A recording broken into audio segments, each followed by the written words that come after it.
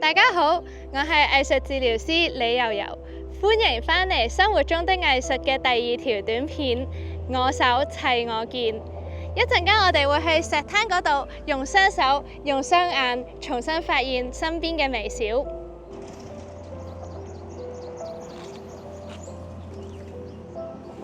喺忙碌嘅生活裏邊，我哋好難停低，真正咁樣去用心感受，去聽、去睇我哋身邊嘅呢個世界。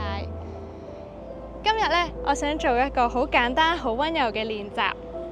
我哋用拾得物，即係執返嚟嘅嘢，去重新發現身邊被忽略嘅價值。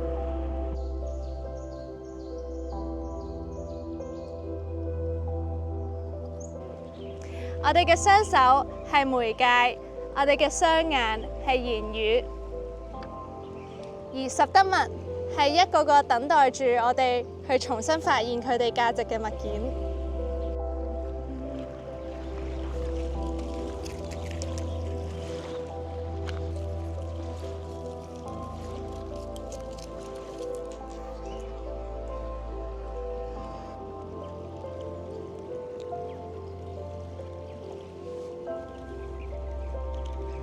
當我哋開始創作呢，無論點砌，都係同自己心靈嘅一個對話。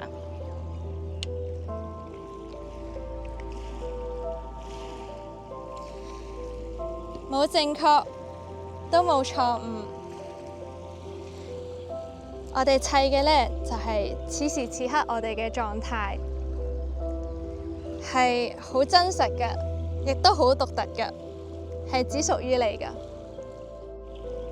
原來創作唔需要好昂貴，靈感都唔需要好遙遠，佢可能就喺你嘅腳邊，就喺你同我嘅心裏邊，就喺你願意睇到嘅地方。